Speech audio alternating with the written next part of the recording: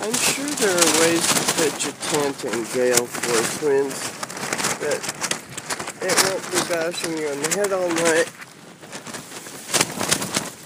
But I haven't figured it out yet. So now it's time to get up.